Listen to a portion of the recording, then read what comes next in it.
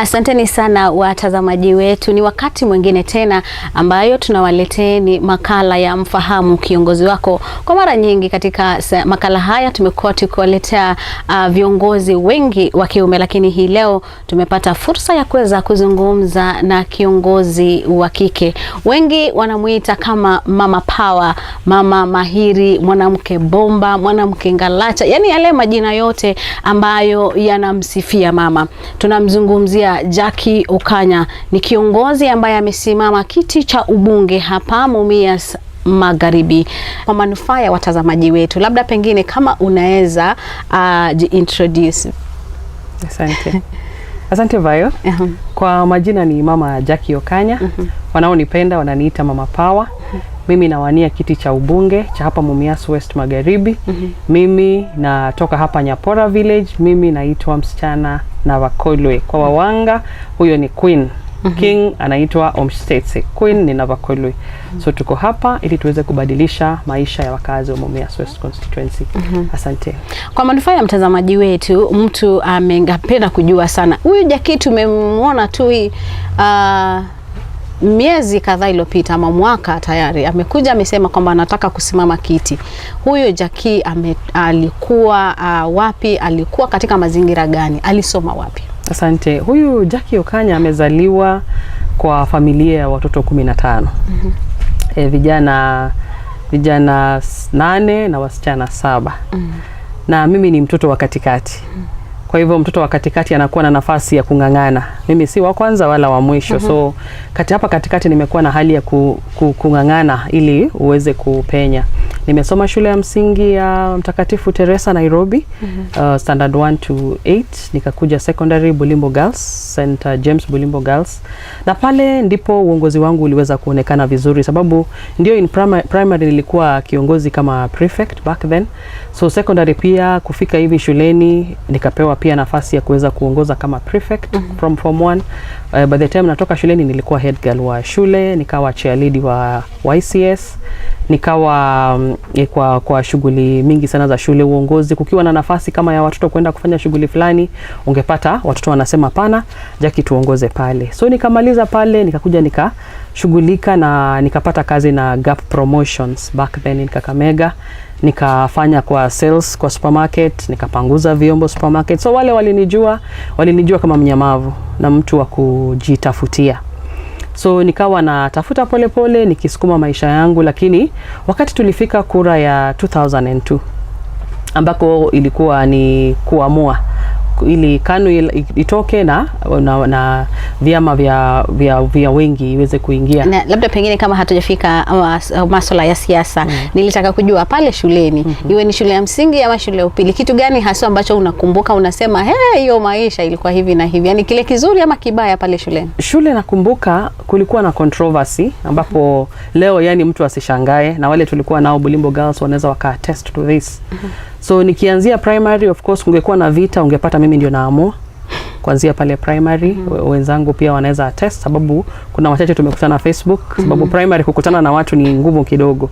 Lakini secondary utapata kuna wakati head teacher wetu alikuja na akawa na shida na kulikuwa na kama ukabila kiasi, na utashangaa kwa sababu mimi ndio nilitoka kusema ninaona ukabila. Sababu kulikuwa na shida kati ya Wawanga na Wabukusu pale shule. So na mimi ndio niliweza kuvoice out and mpaka watu wakashangaa hili jambo limekuja namna gani. So ukabila ulikuwa unatokea kwa upande gani? Ulikuwa unatokea kwa upande ya leadership, management, the prefects, how things were done. And so aliye voice out that concern was me.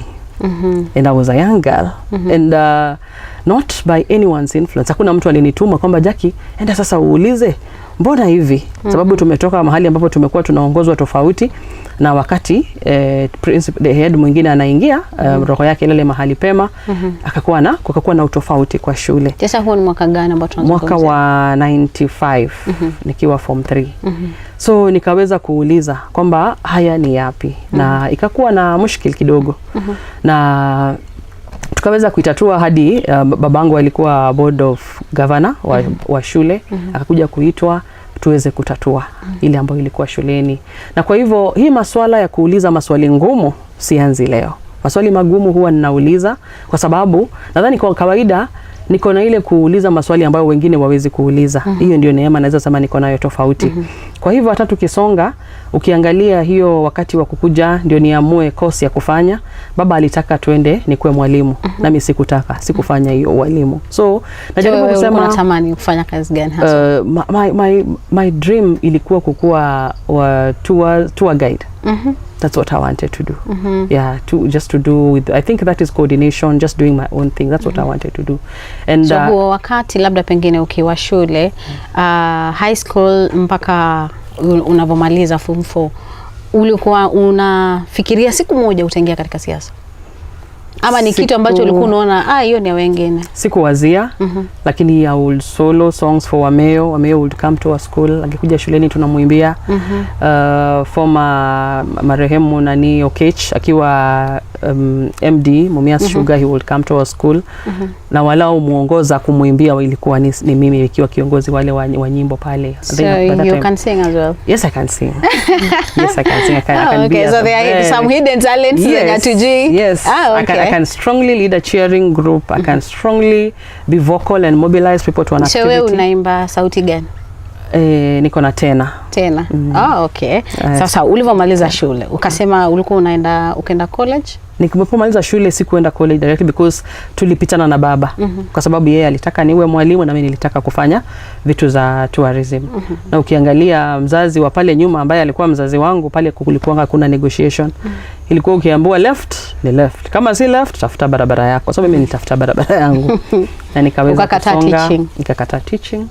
Na leo ukiniuliza unaona watoto saizi wako na hiyo freedom ya kuzungumza na wazazi, lakini pale nyuma hata wako nakumbuka. I remember mimi nilikuwa nimeambiwa niende teaching. Mimi nikashika pia barabara yangu nikawa mwanahabari. Unaona, so wazazi walikuwa na hiyo kwa kawaida they were protective. Hawakuwa na ubaya, lakini walikuwa wanajiuliza leo akikuacha ufanye vitu vyako alafu uweze kukwama, what happens? I think walikuwa wanaangalia mbele. Walikuwa wanataka wakupange alafu maisha yako hiyo. Unaona saizi tunaimba kwamba hatupangwi, unaona? Kwa hivyo mtoto wa saizi ametoka kabisa kuwa ile ishara kwamba hauwezi kunipanga, which is true. Because ukiniweka ualimu na sio kile nilikuwa natamania kufanya, ni wazi kwamba sitaweza kufunza mtoto vizuri na sitaweza kutoa results. So I'm sure kuna wale wengi wako kwa hiyo ualimu ama wako kwa kazi fulani ambao wazazi walitaka na haikukuwa mwito wao. So inawafanya ile department haiwezi kunawiri. Sababu ukiangalia mwalimu wa kitambo ama daktari wa kitambo ama nurse wa kitambo, wale wa nyuma pale walikuwa ni watu wa kujituma. Hakukuwa na strikes, hakukuwa na shida mingi kwa sababu yule mfanyikazi wa hiyo eneo hajaenda pale mshahara. Ameenda kwa ajili napenda kufanya hii. Kama wewe saizi hivi ukiangalia journalism, it is not see money na kusukuma, ni kwamba niko na habari. Niko na habari, nataka watu wajue nini inaendelea. Ndio msukumo wako. Equally ukipata mtu ambaye ako kwa field yenye sio yako amejituma, atakuwa na tatizo mingi kuweza kurelate na watu. So hapo ndipo Jacky alitoka kwamba nilikuwa na hali ya kuweza kufanya vitu mingi nikiwa shuleni, leadership roles zenye zilinipatia confidence kufika leo. And you know, even as a head girl in school, they were like Bulimbo, sisi tulikuwa head girl must do lazima utazungumza kwa parade. So ilinipatia hiyo confidence ya speaking. And then I was also a good public speaker. In debate I would lead our school in debating, so I was a good debater. So at least ilikuwa inaniwekea background ya leo. Iliniwekea background mzuri ya leo kwa sababu ungetaka mtu yote azungumze chochote, and then neema pia Mungu akawa amenisaidia kwamba kuteremka na Kizungu pap, kuteremka Kiswahili pap. So inakusaidia kwamba ikifika ni kwamba nani anatakana azungumze hapa, tayari watakuchagua wewe kuzungumza. So niseme huyo ndio Jacky kwa kutoka pale nyuma. Niko na familia, niko na mume, niko na watoto. Na kanisani mimi ni kiongozi kwa ACK Mumias Diocese. Mimi ni treasurer wa diocese yetu. Kwa muda wa miaka 4 sasa tumeweza ku raise karibu 50 million. Kwa muda wa miaka 4 hapa Mumias. Na si pesa nitakwambia ya wanasiasa. Ndiposa kwa msukumo wangu najua kwamba mwananchi wa kawaida anaweza kujijenga zaidi kuliko jinsi mwanasiasa anaweza kuja kumjenga. Mipango ambayo utatengeneza zitasaidia mwananchi. So kwa kanisa nimeweza kufungua nimeweza kukua treasurer wa diocese na hata Ndururu. Ukipiga audit hata Ndururu haikuenda kando. So inanipatia hiyo leadership. Ukiangalia pia kwa kanisa there's that leadership. Ukikuja kwa kanisa yangu ndogo, mimi naomba hapa Nyapora. Kanisa yangu ndogo hapa, mimi ndio development chair. Tunataka kuweka roof. Na by the way ukuje tunaweka roof mwezi wa 10. Nikisha kuwa mbunge, tutafanya mkishaniapika hivi tunakuja kuweka mabati kwa kanisa yangu kabisa. All the best, all the best. Asante. So umesema ya kwamba baadaye ukenda, so ulisema baba alitaka ualimu, ukasema mimi sitaki ualimu. Baadaye ulichukulia kosi gani? Nilitoka nikaenda, sasa lazima uhasa, unajua ile yenye ulikataa ualimu utajilipia hizi zingine. So nikatoka nikaenda kutafuta kazi na Gap Promotions as a merchandiser kwa supermarkets. Nilizunguka.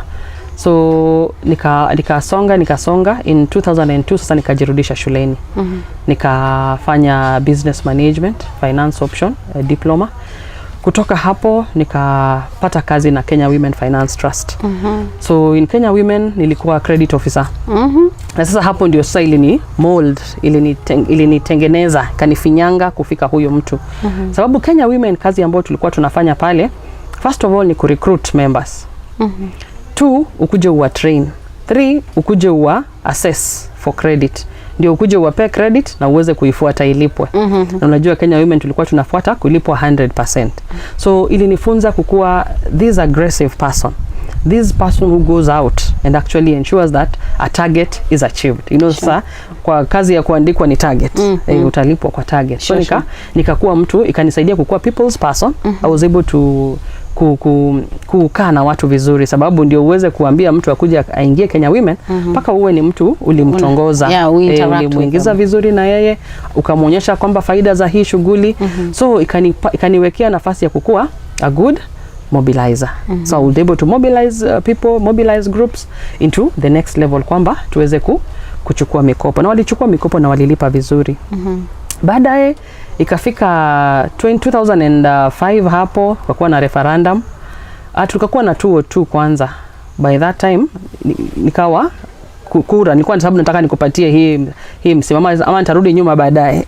Eleza tuna tatizo. So kufika 202 wakati tunafanya hizo shughuli, tukawa na mambo ya inaitwaje hii? Mambo ya kura ya NAK Kenya na KANU. So mimi nikawa nataka Kibaki apite. Wakati Kibaki alipita, so is that the time yenye wewe uliingia katika siasa sasa? Sasa mimi sasa siko active. Hiyo ni excitement ya kukuambia kwamba I think I want to do this thing. So 2002 nikawa na hiyo kura ikapita. Nikaambia watu kwa plot, nilikuwa naishi kwa plot hapo Kakamega panaitwa Dreamland Club 2000. Nikaambia watu kwa plot, kama Kibaki atashinda, mjue leo sapa ni kwa bili yangu. Hey. Okay. So the whole plot nikatumanisha makuku, kila nyumba ikapata chakula. Hiyo siku, that's the first I realized. Nilitimiza. Na wakajua, why did you do that? Watu wakawa wanashangaa kwa ploti. Kwa nini? Si ni kura tu. Kwani hata kama nani angeshinda ni lazima uchinje. So mimi nilichinja hiyo 202 na tukakaa in 205 kwa kuwa na referendum, nikahusika tu kienyeji, ile hauja affiliate kabisa uonekane vocally uko wapi. So in 206 ndio nikapata kazi Kenya Women, nikatulia kidogo. So nikafanya kazi kufika 207 kura zikakuja. Pia nikafanya kazi nikiangalia mtazamo kwamba nilidhania nataka nikue mahali. Bado niko kazi kwa sababu niko Kenya Women. So in 2008 kwa post election violence ndio nika realize I think I'm called for something else. Sababu wakati tunaenda kwa police station kufuata mkopo zetu, so unajua sasa nimepeana credit na tayari huku wamechomewa vitu. So ninaenda kufuata mkopo sababu niko kazi. Nikaenda kwa police station, nikauliza mama, mkopo wako haujalipwa. Mama akaanza kulia, akaniuliza unataka nilipe na nini? Mimi vitu zangu zote zimechomwa. Biashara yenye ulinipatia mkopo imechomwa, nitakulipa na nini? Ndipo nikagundua kwamba niko na compassion. Tukaanza kulia pamoja. Tukaanza kuomba pamoja. Nikasema nimesahau kilicho nituma. Mimi nilikuja kutafuta pesa. Sikukuja kuombea wale wamechomewa. So nikagundua ile mzigo kumbe ndani mwangu kaanza kuonekana kwamba niko pande tofauti. Natakana niende pande tofauti ya kutetea hawa. So wako hapa wanatakana kulipa madeni, nani anawatetea? Hakuna. Viongozi wale walichaguliwa ili hawa wachomewe vitu wako wapi? Hakuna.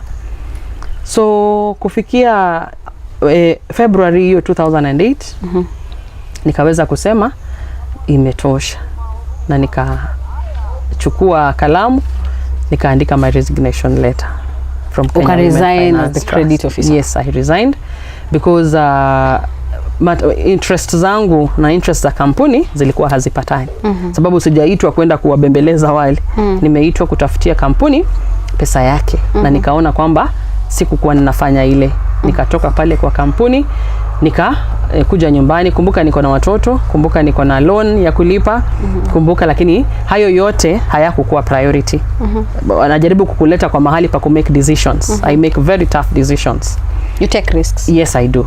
So nikaweza kuacha pale na nikajua hiyo loan tutapambana nayo. So nikatoka pale, nikakuja nyumbani, nikafikiria nitafanya nini. Baada ya miezi 2 nikapata kazi na Southern Credit. By that time sasa hiyo bank sijui inaitwaje, Equatorial or what, iko pale karibu na Safaricom. Kuna bank iko hapo. So nikaingia hapo kama marketer, nikafanya kwa muda kidogo, na nikiwa pale ndani nikaona advertisement ya Faulu Kenya. So nikaweza kuapply Faulu Kenya na nikapata nafasi ya kukuwa regional manager wa Faulu Kenya in charge of training. Wow. Ikafungua macho yangu zaidi, sababu training inakusaidia ku polish your speaking skills, inakusaidia kuweza ku relate vizuri na watu, inakusaidia kuweza kujua hata wewe unajifunza. Ukitrain hata wewe unasoma. You interacting with these people? Yes, very well. So training yenyewe ikakuwa nimesomea business management finance option. Hiyo part nadhani nimeruka. My degree nimegraduate in 2014. So nikiingia Faulu bado nilikuwa ninasoma. So nikiingia Faulu walitaka mtu ako na degree. Mimi sikuwa na degree, but I still risked and applied for kazi ambao wanaitisha mtu wa degree. Na nika-apply na nikaenda kule nikajitetea. Kwa wale watu wote wa degree mimi ndio nilikuwa na diploma peke yangu. Na nikachukuliwa nikaingia kazi. Nikiingia kazi nikasema sitazuba, nikaweza kuregister Masinde Muliro for my degree. So by the time nilikuwa ninamaliza natoka Kenya Women in 2010. Hata sikutoka saa hizo kukakuwa na siasa. Yaani nashikanisha hii hadithi, kukakuwa na siasa kwamba 2012 kuna kura na natamani kusimama. Sababu si nimeona 2007 watu walipigana na nataka sasa niwasaidie raundi hii kusikue na kupigana, na kama kuna kupiganwa nani atatetea hawa? Kwamba shida imewapata, nani ataongea kwa sauti mahali aambie kujeni mwrite off hii madeni ya hawa sababu wamechomewa sababu tangu ya kura. Utoke huko mpaka huo wakati umeenda through all these, bado uko na ule mzigo? Bado niko na mzigo. Feel like wanahitaji kuongelelewa, wanahitaji kusaidiwa. So mimi huyu in 2010 nikauliza watu wanaregister namna gani kuingia kwa vyama, nikasema hapana, nataka ODM. So nikaingia kwa ODM, kukakuwa na elections kwa sublocation ambako nikaenda kwa elections, nikakuja kwa elections za location, nikakuja kwa constituency. Hiyo in 2010 ndio chama zilikuwa zina formulate their party offices. So nikakuja na mrengo ya Youth League ya ODM. So ODM nikiendelea kutakumka niko Faulu bado, nikiendelea kutafuta kuingia kwa structure ili nipange into now my political line. So nikaingia kwa ODM structure mpaka Youth League, nikafika constituency, nikapata hiyo nafasi. Then by that time kukakuwa na kuhama. Msalia na Raila walikuwa wana pathways. Msalia anaenda UDF, naye Raila anabaki na ODM sababu ya pale kuchagua nani presidential candidate. So hapo mahali ikabidi wale walikuwa leadership wakatoka. Jacky na nikasonga. Hapo ndio nikasonga nikakuwa county youth chair wa ODM. So ikanipatia serious opening. So in that opening I thought wisely, nikasema hapana, mimi nataka sasa kusimama kiti cha ubunge cha Lurambi ili niweze kutetea watu. So nikawa niko mdogo sana. And by that time nilikuwa ni oppose na ni Manyala. Na hapo sasa una miaka mingapi hapo? Hapo niko na in 2012 I was 29. So nikasema hapana, nataka sana nikuje niweze ku challenge. Na vijana wakawa wako nyuma yangu. And my security was free vio. I never paid security. We used to eat chapati madondo. Tukifika yani wamejitolea, wanataka change. Wanataka change. Mimi support yangu kwa ukweli throughout imekuwa ni voluntary support. I have never paid for my support. That's why unapata naweza enda mahali, another person will buy hair class, I will still not buy, because I strongly know if you're a leader, you know what you're supposed to do, you don't need to buy support. Let the support come from the people because of the assignment tuko nayo na hawa watu. So mimi tukaenda kwa hiyo 2012 tukapanga vijana. Vijana wakawa wako tayari, nikamaliza na hizo kura zetu za chama, nikawa sasa mimi ni chair wa county. Tukaanza kazi yetu ya siasa. Manyalakea na nani, Manyalakea akahama. Akaenda UDF. Tukabaki na Otalo. Otalo akaniambia, Jacky, wewe ni mtoto mdogo, nisaidie nipate hii kiti tuone venye kunaenda. Of course I was naive. Sikujua siasa inaenda namna gani, sikujua hii kuachia yenye saizi mtu anaongea kuhusu kuachia, nilisikia in 2012. So mtu asifikirie mimi ni mgeni kusikia hali ya kuachia mtu. Ninajua kuachia ni ukora. So nikaambiwa in 2012 kwamba niwachie. So mimi nikawacha. No negotiation, no plan, no what. Nikawacha, nikajua automatically wataona yule amefanyia chama kazi na atapewa kitu fulani. Kumbe hakuna. If you don't negotiate in politics, it is done. That is the hakuna kitu ati umesema there is no agreement. Hata mkiweka hiyo agreement inarushwa. Yeah, just go for what you believe in. So mimi nikamaliza hapo, tukasupport Otalo, na zikaisha, tukakaa. So in 2012 sikura zimeisha. Hakuna kitu, umetoka, hauna kitu ya kurudishia watu wako, supporters wako wanasambaratika because they supported you. So wanaumia kwa kukusupport. So nikafikira, nikasema hapana, in 2017 I need to do things differently. So tukatoka kwa chama cha ODM, tukaenda kwa chama cha ANC. Nikaformulate ANC vizuri, structures vizuri, nikapanga, make sure kwamba sasa iko sawa. Sasa huo wakati ANC ilikuwa haijaingia mashinani. ANC ilikuwa haijaingia, so tunaiingisha.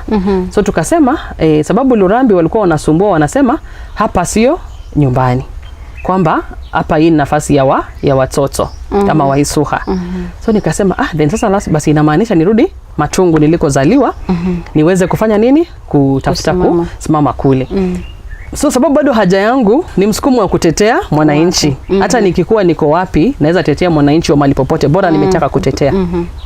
Na ukumbuke hii kutetea, you need a platform. Huwezi tetea tu kwamba umekaa. So nikasema hata nifanye hii shughuli, niende nisimame hicho kiti kule Matungu. Kwenda kule tena wanaanza kukuita wewe ni mkoko. Huku kwa wawanga unaitwa mkoko. 2010 ukaingia actively kwa politics kwa kuingia kwa chama cha ODM. Ukapanda ngazi ukakuwa ODM youth leader in Kakamega County. And then baadaye ukajaribu ubunge, ukaachia Otalo. Ukakuja Matungu again. Kwa sema unataka kiti cha ubunge Matungu. Sasa hapo umekuja kwa chama gani? Hapa sababu nimehama niko kwa ANC. Tukawa tuko na hizo siasa mingi za miwa, tumehusika pale. Hapo ndio penye tulikutana pia ukiwa una shughuli zako tu pia. Za kutafuta habari. Ukakimbia na miwa. Tukisema tunataka kampuni yetu iamuke. So tumefika hapo, tumemaliza. By the time inafika hapo tena kwa debe, nikazungumziwa, nikaambiwa hapana, huwezi kusimama, wacha tukupe nomination. Na hapo ndipo niliheshimu Musalia Mudavadi. Aliniambia nisisimame, ananipa nomination, na kweli akanipa. So kwa mimi, kwa historia yangu, Musalia Mudavadi atabaki na heshima yake. Hata watu wamuwazie namna gani ni mwaminifu. Kwa mimi sisemi kwa mwingine, kwa yangu. So wakati ulikuwa umesema ubunge, lakini nomination walilopewa ukapewa wakanipea ya MCA, which still is a step. Ni nafasi ya kuweza kukusaidia bado ufanyie watu kazi kidogo ambao umetaka wafanyie, ambao una feel kwamba hawafanyiwi. So nikaweza kukuja nikapata nomination na nikaweza kuingia county assembly. County assembly kule nikapata kuna tofauti fulani za mismanagement na nikaweza kurekebisha. Ya kwanza kulikuwa na leadership roles. Kwamba County Assembly Service Board na leadership ya assembly ilikuwa imeshikana. Nikaweza kuweka kesi kotini hadi wakabadilisha leadership ya assembly na leadership ya service board. Individually ama mulienda kama group? Of course kama group, lakini wakifika mbele watu huwa wananunuliwa, wanakuacha peke yako. So ni kitu nimezoea kuachwa peke yangu. So mara nyingi I don't move with crowds. I always move as an individual. Those who feel I'm a leader, they will follow. I never struggle getting the crowds. So crowds. How far did it go? we succeeded because that is the current leadership now. Wale wataingia assembly saa hizo wanaenda kupata kwamba leadership ni tofauti na service board ni tofauti. Kwa nini hiyo ni muhimu? Huwezi ukakuwa wewe ndio manager tena wewe ndio unajicheck. Oversight hakuna. So I was able to put oversight in the assembly. Jambo la pili, ukiangalia nimekuwa kwa public service and administration committee. Haja yangu ilikuwa kuensure kwamba kina mama pia wanapewa kazi jinsi kina baba wanapewa kazi, na hiyo pia ilikuwa achieved. They at least their third gender role kwa county ikakuwa achieved hapo. So ukiangalia kwa mimi sitasema vitu mingi because zingine ni communal, but on individual level the things I was able to fight for in the assembly their ziko zilifanyika. So ikanipa msukumo kwamba wewe ni kiongozi. So umekuwa pale kwa assembly kwa miaka 5. Yes. Focus yangu ilikuwa nikimaliza kutengeneza leadership, the rest will flow. You know, kwa vita huwa unaenda na agenda. And my agenda was just clear. Immediately I landed there na nikajua kwamba hapa kuna shida, wacha nitengeneze hapa. The rest will not need strain. Unajua wakati uongozi ni mzuri because uongozi unataka goodwill. Uongozi haitaki hata ukakuwa na bills ngapi na hakuna goodwill haitasonga. Lakini mtu anaweza uliza, mbona uanze pale ubunge? Mbona hukuanzia wakilishi wapi? MCA. Sababu hakuna siku nimetamani kusimama MCA. Umesikia hadithi yangu. Nilipokuambia kuhusu Lurambi ilikuwa MP. Niliposema kuhusu Matungu ni MP. So bado ndoto yangu sikuanzia kwa MCA. MCA ni wale walinipa. Na ukipewa kitu unakichukua.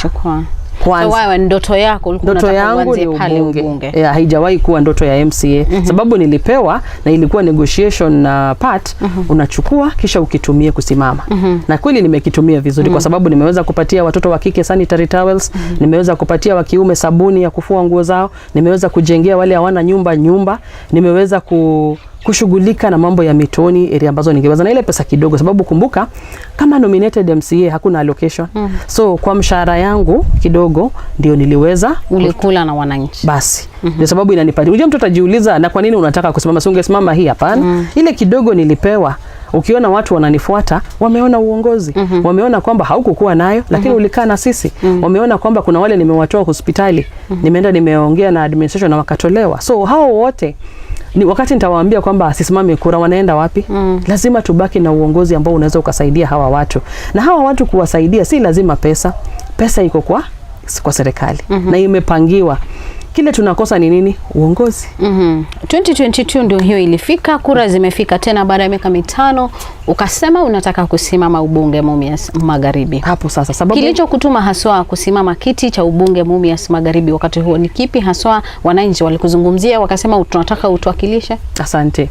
Wale ambao nimekuwa baada ya kupatiwa hii nomination, hii hapa Mumias West ni ancestral home kwetu, ni nyumbani pia.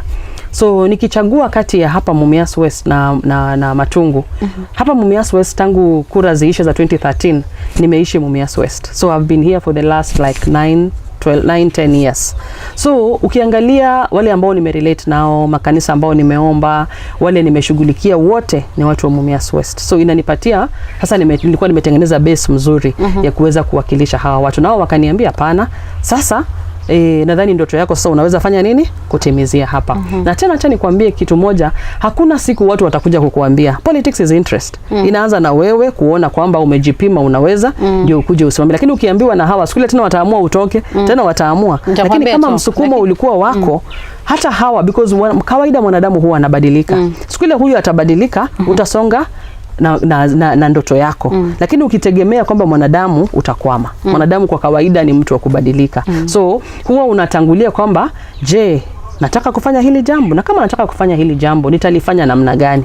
Nitatumia nani kunisaidia? Unafanya hiyo analysis, hiyo SWOT analysis, uone nani mwingine anahitajika. So unakuja unaangalia, tulikuwa na huyu nilijengea nyumba, je, unaona tunaweza tukaendelea? Nilikuwa na hawa wenye nilisaidia sanitary towels, je, tunaweza kuendelea? So hao sasa wenye ulikuwa unatembea na wao ndio unaweza ukawaita waulize, mnaonaje? Nafikiria nataka kufanya hivi, tunaweza kuendelea ama niwache? Nao wakaniambia hapana mama, tumeona uongozi wako, nenda mbele. So ndipo nikakuja hapa nikasema kwamba nasimama, na nikaenda kwa chama changu cha ANC. Watu walikuwa wanahama wakati wa unajua siasa inakonga na wakati wa mahamisho. Watu wakakawa na mahamisho wakahama. Exactly. Na mimi nikasema hapana. Party leader wangu Musalia Mudavadi amenisaidia sana. Akanipea nomination, imenipatia kuweza kuonekana. Kila kitu nimefanya kwa sasa ni sababu ya hii chama. Wacha ni heshimu chama nikae na chama.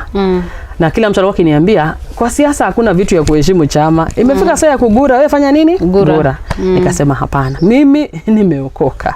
Jambo huwa sifanyi ni uongo. Nikikwambia hii litabaki hilo. Kama litauawa kwa sababu ya ukweli, so be it. So mimi nikabaki na Musalia Mudavadi, nikamuuliza, watu wananiambia kwamba kuna njama inaendelea ya kuninyima tiketi. Je, uko pale ama hauko pale? Akaniambia no. Ticket ni yako. Na kama kuna nomination, mtenda nomination, mimi nasimama na kina mama. Tuko na women charter in ANC. So ikafika wakati wa kupewa certificate, nikapewa certificate yangu vizuri. Kwa hivyo bado Musalia Mudavadi akaendelea kupata heko zake sababu alikuwa mwaminifu. So tumesonga, mambo mengi yanakuja yanaingia ndani, mambo ya familia kwamba anayetaka ugavana ni mtoto wako, anayetaka, nikawaambia those are petty politics. In politics ni interest. In politics we all have dreams. Hata ikibidi ikue mtoto dada mkubwa na anayefuata, wote bado wanaweza kukua viongozi. Kwa sababu gani, Evayo? Kwa sababu ni kura, ni demokrasia. Wakipiga demokrasia, waamue wanapatia hawa. Why not? Kile tunataka ni leadership. Sure. Hatujawekewa kwamba sasa ikipatikana, katiba ijaweka, ikipatikana kwamba mko watoto wawili wa nyumba moja mtoke, hakuna mahali imewekwa. Those are laws tunajiwekea kwa sababu ya roho zetu za kibinadamu za chuki. Unakaa unaona hiyo sibling rivalry na unafikiria kwamba fulani asikue. Hapana. They have not, haujajipima uone kwamba wewe ndio unafaa na huyu hafai. Sisi wote ni sawa machoni pa Mwenyezi Mungu. Na akiamua kwamba amesema nyinyi wote muwe walimu, kwa mbona walimu hawakatai kwamba mtoto mkubwa ni mwalimu, wa pili asikuwe mwalimu? Tunakuwa walimu wote. Tunakuwa wanahabari wote. Tunakuwa madaktari wote. Ikifika ni siasa, uzito uko wapi? Yeah. So na labda mtu anaweza sema sababu ule uungwaji mkono, maana vyama vingi vimesimama, watu wengi wamesimama. So wanaona kwamba labda pengine uachie huyu, alafu labda pengine utanufaika iwapo kama Seneta Malala atapata kiti. Kwa mimi nitakukataza mambo ya kuachia mtu, siwezi kufanya, kwa sababu nimekwambia 2012 niliambiwa kuhusu kuachia mtu kura. Na nimekuambia kwamba kura, ukienda kwa kura kama haujanegotiate chochote, hiyo umechezwa. Sababu sasa unabaki into fate na kuenda kwa milango ya watu ukijiombesha. Hiyo mimi sijui kufanya, kwamba niende nikikuwa flower girl wa watu. Hiyo nilishashindwa. Yangu mimi ni kiongozi, niko na watu nyuma yangu, na kama kuna jambo natakana nitoke kama nimejua ni nini naenda kuambia hawa watu. Na kama hakuna, miaka 5 ni muda kidogo sana cha kuweza kuvumilia na usonge tena. Kwa wale ambao maono yao ni mafupi, ndio huwa wanakuwa na wasiwasi ya miaka 5. Lakini miaka 5 kwa siasa ni muda kidogo sana. Sababu tulipiga kura juzi 2017. Nani alijua tena saa hizi itafika haraka, na tena karibu ndio hii inaisha muda wa kutafuta kura. Kwa hivyo for me, mtu akiniambia kwamba wacha fulani achukue, huyu achukue, hiyo ni siasa ya ukora, kwa sababu hizi ni nyumba tofauti.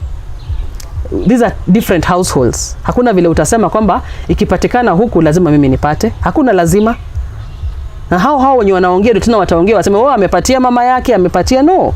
Wacha mwananchi wa kawaida pewe nafasi ya kuamua ni kiongozi gani anataka. Akitaka wote wawili, makosa iko wapi? These are a governor and an MP, hawakutani mahali. These are national government role, hii nyingine ni county government role. Hakuna mahali panakutana. Na tena mimi nitasema tu ni siasa ya Kiluya ya chuki ambayo inakuja hapa. Ukienda Nyanza, baba Raila Amolo Odinga anasimama kura ya president. Dada yake Ruth anasimama kura. Ndugu yake Uhuru anasimama kura. Wewe unataka kusema Wajaluo hawajui hao ni familia moja? Wanajua. Lakini hakuna siku umeona ikikuwa played. Ni sisi Waluya huwa tuna play such negative politics. In politics, ama ukitaka kuwa mtu mzuri kwa jamii, jaribu kuenda na positive politics. Wacha kura yenyewe itupatie results na itaamua. Kama hapa juzi Vihiga kulikuwa na governor Otichilo. Governor Karanga. Alikuwa governor na woman rep alikuwa dada yake. Lakini hakuna siku ulisikia ikiongelewa. But sasa huku we want to use petty politics and dividing families into the kwa njia ya pick, you're picking issues in families. But I'm a very focused leader. I'm a very objective leader. Nimelelewa kwa maadili ya polygamy. My father had 3 wives and it has never disturbed us. Haijawahi kutusumbua kwamba ushindwe mahali gani utaingia. Nikienda nyumbani kwetu saa hizi, si lazima niende kwa nyumba ya mama yangu mzazi. Nitaingia kwa nyumba ya kina mama wale wote ambao wako pale, na nitakula, nitalala, na nitapewa kuku ya kukuja nayo kwangu. Kwa hivyo, kwa mimi kile watu wanajaribu kuweka kwamba on polygamy, nadhania ni kutokuelewa. Polygamy kwa wawanga, ama niseme kwa sisi, kama mimi ambaye nataka kura, niko na kura 15 za kuanzia. Hata kama mtu yote mwingine hata nipea kura, 15 za watoto wa baba yangu ziko intact. Those are numbers. Ambapo nikisema mtu mwingine ambaye anasimama na mimi, yeye naye akuje na za nyumba yao, watoto wa babake, tayari nimeshinda kura. So ukiangalia in terms of numbers, polygamy is good.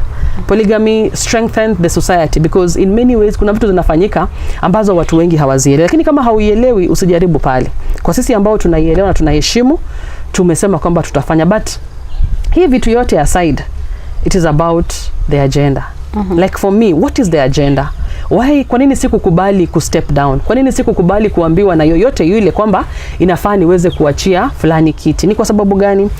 One, kina mama wamebaguliwa. Ukiangalia Western kwa ujumla, nataka unihesabie kina mama ambao wamesimama kiti cha ubunge. Kama kwetu ambapo nilikuwa kwa Kenya Kwanza, nilikuwa peke yangu kwa viti 35 ambazo zinatakana zipatiane MP seat. Nilikuwa the only MP candidate wa kiti cha ubunge. Hiyo inakuambia nini? Inakuambia wazi kwamba wamama wamefanya nini? Wamebaguliwa ama wametishwa kwa njia fulani. Na kama kuna mama alitaka kusimama, unapata ameambiwa kwamba usisimame, ufanye nini? Achia mtu fulani. Achia mtu fulani. Kwa hivyo nilikuwa nasema kwamba ukiangalia ukiangalia Western, unapata Kenya Kwanza kwa 35 constituencies zote, I was the only woman vying for MP seat. Mimi nimeenda trainings. Nimetrainiwa na NDI, nimetrainiwa na Oslo, nimetrainiwa na UN Women, nimetrainiwa na FIDA. So many organizations have invested in me. There is no way I can waste the donor money kwamba nimetrainiwa niweze kusimama alafu nikuje hapa mtu ambaye hajaingia kwa training anakuambia wacha kusimama kura. Na unajua huyo mtu anakuambia wacha kusimama kura, hajakuita tusemezane hivi, nikwambie kwamba Vayo, leo habari ziko Mumias, nafikiria usiende huko, nataka uende Matungu ama nataka uende. Hiyo yote haijafanyika. So I remember the other time you confronted Deputy President William Ruto and Musalia Mudavadi hapo Bomani. Yes. What happened is that they didn't tell you, because I remember the other time I was covering news as usual, but nikasikia wakisema kwamba sasa Mama Jacky tunaomba support Rashid wa UDA. And ulikuwa una breathe fire hiyo siku, kasema no retreat, no surrender. Hiyo sasa ni siku ya pili. Siku ya kwanza tulikuwa Buchifi. Buchifi mkutano kule, kile kiliniudhi kabisa na mrengo wa Kenya Kwanza. Nimerudia nikisema mimi ndiye mama peke yangu. Mimi nawakilisha mama wote wa Western. Mimi ndiyo mama peke yangu nasimama kiti cha ubunge. So nikikuja hapo niko na nguvu ya hawa mama wote. Needless to say. So nimemobilize, na unajua kila mobilization wanafanya wanakuja karibu na mamilioni ya pesa. Mimi Jacky sipewi chochote. Nirudi kwa savings zangu, kumbuka ni mkutano wa presidential, it's very expensive. Nirudi kwa savings zangu, nitafute pesa kidogo, nibebe watu wangu tuende kwa huo mkutano. Uwa brand, ufanye kila kitu. Hakuna input, hata tu maji ya kunywa upatiwi, yote ni mzigo yako. Tumepatia my opponent to in millions aweze kufanya mobilization, atengeneze ground. Sababu mimi natafutia huyu jamaa president, nasema tuende acha nijitume. So tunajituma, tunafika hapo heckling. Huyu amepewa pesa ya kufanya heckling, kujaribu kuonyesha watu kwamba hauna umaarufu. So unakuja, lakini sasa mimi nami nimezoea. Mimi nimekwambia nimelelewa kati ya watoto 15. Hapa ni kungangana. Hakuna siku ugali kila mtu alikuwa nakatiwa, ilikuwa ni meka, ni moto na unaendelea. So nimezoea maisha moto. Kwa hivyo mimi nikaona hapa wanafanya heckling, nikasukumana nayo. Wakati the presidential candidate aliamka anasema kwamba wapatie mwenzangu, nikaona this is being insensitive na nikamfuga. Tukakuja mkutano zingine tukafanya peke yetu, naona tu candidate wake ako very petty. Na sikukuwa namfuga, yeye nilikuwa namwachilia kwa mikutano. So kukuja Bomani wakapanga hizi shughuli jana yake. Wakafanya mobilization wenyewe, wakajua kwamba mimi nitaogopa, sitaenda mkutano. Nikamobilize watu wangu tukaenda mkutano. Kufika pale wakataka watumie intimidation. Kwamba kila mtu aongea aseme kwamba tutaongea na Jacky, tutaongea na Jacky, tutaongea na Jacky. Akasema good, na nikaambia Mungu wangu, nipe tu nafasi moja. So do you think they were told what to say? Yes, walikuwa wamekaa mkutano. Walikuwa wamekaa mkutano, wakapanga kwamba wanakuja kunifix. Wakujua mimi ndio nitawafix. So wakakuja, wakajua wamekuwa wanafanya hivyo kwa kila mtu, wanawa intimidate, coercion. Mimi nami nilipochukua microphone nikasema nitamalizana na wao. Nitawaambia kile labda hawajawahi kuambiwa na mtu, nitawakataza. So na hapo ndipo ikakuwa sana utofauti kwamba kina mama wapatiwe heshima. kwamba ukipata mtu amesimama kura, nimeweka investment zangu, nimetumia rasilimali zangu kidogo, nikaweza kununua lori, nikabrand gari yangu ndogo. Hata tu hiyo, hata kama unaona ni shilingi 5 na wewe una zako mabilioni, usidharau maskini. Yeye ndio mara nyingi anaongea kuhusu macha madharau na wacha kukua na majivuno. Na yeye ndiye ameweka madharau mbele. Ukidharau mama, nimefika kiwango hiki, na yule mama mdogo utamheshimu saa ngapi? At least mimi niko na kizungu yangu, niko na Kiswahili changu, unaweza kuniita na tusemezane lugha yote ile, tutaelewana. Maybe after that, because it was actually you were breathing fire, just as I said, hapo Bomani. And after that, maybe were you able to talk to your party leader, Musalia Mudavadi? Nobody called me. Nobody explained why they were behaving in that manner. But again, body language, you've gone to school. Hakuna mtu alinieleza chochote kile, anafikiria nini, anapanga nini. Nikajua hii ni politics yao ya deceit and short changing. Because if you want me to step down, you need to give an offer. And maybe I give a counter offer. There was no offer. There's no, nasikia wanatembea wakisema nilikuwa nipewe nomination. Sijui ya nini. Si uongee. Mimi nishapewa nomination, najua vile watu wanapewa nomination. We have never sat anywhere whatsoever. Hatujakaa na mtu popote pale tusemezane. Hii ilikuwa tu siasa ya ukora. Walitaka kutufanyia ukora kama kina mama. Mimi naitumia kama kina mama. So would you have stepped down if at all ungepewa offer? Singe step down kwa sababu nimesema kwamba wakati huu ilikuwa lazima nisimame kwa ajili ya kina mama. Mara nyingi tumesema kwamba wakati nimekuwa nakuja, wamesema kwamba hatutaki mimi sitafuti kura, natafuta nomination. So it was clear that I needed to know what I wanted. Na kile nilitaka hii ilikuwa kufika kwa kura, niweze kupunguza hii wage bill. Wacha nikwambie Vayo, kwa county assembly saizi ya Kakamega, ikiwa wanaume watachaguliwa wote, nominated members wataenda huko ni 30. Ikiwa itachagua tupu, only men. Na ikiwa watachagua wanaume, sababu county assembly yetu iko na 60. Ikichagua wanaume 30 na wanawake 30, there are no nominations. What does that mean? Wage bill. Imepunguza. Lakini mwananchi hajui. Kama wote 60 watakuwa wanaume, ina maana kuwa 30 they are supposed to be nominated women. So they are supposed to be 90. Yes. They'll be 90. Tumetoka hivi tulikuwa 87. Kwa sababu gani? Walikuwa tu wamechagua wanawake 4. So tukawa nominated the 27 of us. What am I trying to tell the common mwananchi? Pigia mama kura, utakuwa umejiokoa. Sababu hii mshahara yetu ni taxpayers. And that will be replicated in the national and the Senate. Kila mahali hakutakuwa na nominations. Ikiwa watachagua kwa national, kwa Senate, wakichagua Senate si wako 47, wachague wanawake 23, wanaume 23 ama 24-23, hakuna nominations. Closed like that. Tutakubaki na members 47 na wage bill inarudi chini. Wage bill ni namna gani? Nominated member anapata kila kitu sawa na elected member. Kama ni gari pia huyu anapata. Mshahara pia huyu anapata. Kile tu anakosa ni pesa ya kukuja kwa ward. Lakini kila kitu kingine anapata kama elected member. Najaribu kuambia mwananchi, kwa hii kura tunaenda, pigia mama kura. Apigie mama kura kwa sababu itampunguzia hii ungo wananunua 230 ni kwa sababu ya majukumu serikali iko nayo. Kwa sababu lazima ilipe hawa wamama ambao wamekuja, lazima ilipe wale wameenda kwa Senate, lazima ilipe wale wameenda kwa National Assembly. Ni kwa sababu ya ignorance. Watu wamejaribu kueleza watu kwamba pigia mama kura. Na kwa nini niseme mama apigiwe kura, Vayo? Mama apigiwe kura kwa sababu leo hii nimekuwa na wageni hapa kwangu ambao wananisaidia kutafuta kura. Na nikawauliza, leo hii tukisema tueleze udhaifu wa kina baba nyumbani, kuna mwanaume atapewa kura?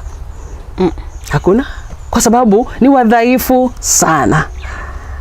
Najua hata wewe ni shahidi. Ni wadhaifu sana. Wanaume ni wadhaifu sana. Hizi boma zote kuanzia yenu nyumbani zimeongozwa na kina mama. Na kama mama yako, Vayo, kama ni mzima, mimi mama yangu alilala mapema. Kama mama yako ni mzima leo, ni mzima, nashukuru, utaniambia wazi ile boma hiyo mama amesimamisha. Kwa hivyo nani anafaa apewe uongozi wa political office? Ni mama. Kwa sababu jinsi anaongoza ile nyumba yake ndogo ya watoto wake, kwetu ni watoto 15, jinsi anaiongoza, anaweza kumanage rasilimali yoyote. Jinsi anaweza kuongoza jikoni yake na unga packet moja, ndivyo anaweza kuongoza nchi. Kwa hivyo ninaambia wapiga kura, wapatie mama nafasi. Mama saizi hana pesa ya kuhonga kura. Na kile nimeambia mara nyingi my voters, kula pesa kwa hawa wanaume. Lakini kura yako ukifika kwa debe, patia mama. Kwa sababu ya hizo sababu ambazo nimesema, mama ni kiongozi bora kuliko mwanaume. Tukirudi kidogo nyuma kuhusiana na ubunge hapa Mumias Magharibi. Katika Kenya Kwanza mlikuwa mmesimama wawili. Na ule mrengo mwingine wa Azimio wako na mmoja ambaye sasa wewe na Rashid mlikuwa ilikuwa mtu mmoja at least amwachie mwingine. Baadaye ukatangaza ukasema ya kwamba sisimami, siachi ikikiti wala simuunge mkono Rashid. Umesema unaenda mpaka debeni. Juzi tumeweza kusikia kwamba umevuka tayari, umeenda mrengo mwingine, sijui kama ni ukweli ama si kweli. Asante. Mara nyingi kwa maisha mtu ukaa mahali ana amani. Amani ni kitu bora sana kwa maisha ya mwanadamu. Ukiona hawa watu wanakufa kwa magonjwa ya lifestyle diseases ni sababu umekaa mahali unafinywa. Na mimi ninajua mahali pa kuvumilia ni pengine wapi kweli siwezi jua, lakini mahali ambako kama siasa. Juzi umeona Kabogo ameruka, Jacky si wa kwanza. Juzi umeona Wairi ameruka. Jana umeona wa Nairobi Sonko ameruka. Kwa hivyo kile nimefanya ni siasa. Mimi sijafanya jambo jipya, nimefanya jambo ambalo siasa. Hii ni siasa. Hii sio mambo mengine. Hii ni siasa kwamba nimeweza kuenda mahali nafikiria kuna amani. Sababu kama nimekaa na hawa ndugu na tunataka 2/3 gender rule iweze kuafikiwa kule kwa National Assembly. Mama ndio huyu anajaribu kukusaidia. Kama president, hiyo itakuwa shida yake ya kwanza. Sababu kina mama hatutatulia mpaka kina mama waingie kwa ile bunge. Na labda mtu anaweza uliza pale penye umeenda kwa sasa hivi, labda pengine kwa manufaa ya watazamaji wetu, uko Azimio kwa sasa? Kwa sasa niko Azimio. Nasaidia Raila Amolo Odinga, nasaidia Fernades Barasa kutafuta kura na najisaidia mwenyewe kutafuta kura. Sijaenda Azimio ili nipatiwe chochote kule. Nimeenda Azimio kwa sababu umekaa mahali hawaoni maana yako. Unatoka ili uwapatie nafasi waweze kuona ni pengo gani, ni kitu gani ulikuwa unafanya ambayo ilikuwa inawasaidia waweze kuona. Sababu ukikaa pale huwa mtu mara nyingi anakosa kujua kwamba nafasi ya Jacky kwa hii constituency ya Mumias ilikuwa ni nini. Sababu with my percentage ya kura zilikuwa zinaongezea kwa mtu. So kama huyo mtu amekataa kuziheshimu hizo kura, ni heri nizisongeshe ziende zisaidie mtu mwingine ambaye ataheshimu kina mama. Ajabu ni kwamba mimi nasimama kama mbunge, lakini haja yangu, msukumo wangu mkubwa ni mama akiinuka, baba atainuka, mtoto atainuka. Hapo ndio msimamo wangu uko kwamba niweze kuinua mama akipika chakula. Kama kwa mfano leo nikileta mfumo wa NHIF hapa Mumias West. Hapa Wawanga sisi huwa tunaoa mabibi wengi. Nikipatia baba atapatia bibi yake wa kwanza na bibi zake wawili watapata namna gani, lakini nikipatia mama ataweka yeye na ataweka mume wake. Mama ataweka yeye, ataweka mume wake. Kwa hivyo inamaanisha nini? Baba atakula kwa nyumba zote tatu. So mimi naangalia culture yangu hapa Wawanga huwa tuna operate namna gani, na ikaniambia kwamba hapana, lazima nisimame juu kwa sababu ya huyu mama. Ni mama wengi wameachwa. So nikisema ni concentrate na shughuli za kina baba. Wamama ambao ni widows, hao ndio wamebaki wengi, watakuwa namna gani? Wamama ambao ni single mothers, wameenda kwa ndoa ikakataa, watakuwa namna gani? Wale wasichana ambao wamezaa mapema na wakabaki nyumbani, watakuwa namna gani? So shida mingi, shida ya maji, shida ya bazari, shida zote ambazo zinahusisha kwa hii dunia. Sura ya umaskini Violet ni mwanamke. Mwanamke ndiye amebeba sura ya umaskini. Ukimtibu, umetibu jamii. Na najua hapo because mimi ukinipatia medical cover, tayari mume wangu wako covered ndani. Yeah, Major Malala will be very comfortable. So, mimi najua vizuri sana kwamba at the end of the day lazima nishughulikie mama. Na sasa nikiona niko kwa mrengo ambao haina heshima na mama, lazima niangalie mrengo wa Azimio. Mama ndio namba 2.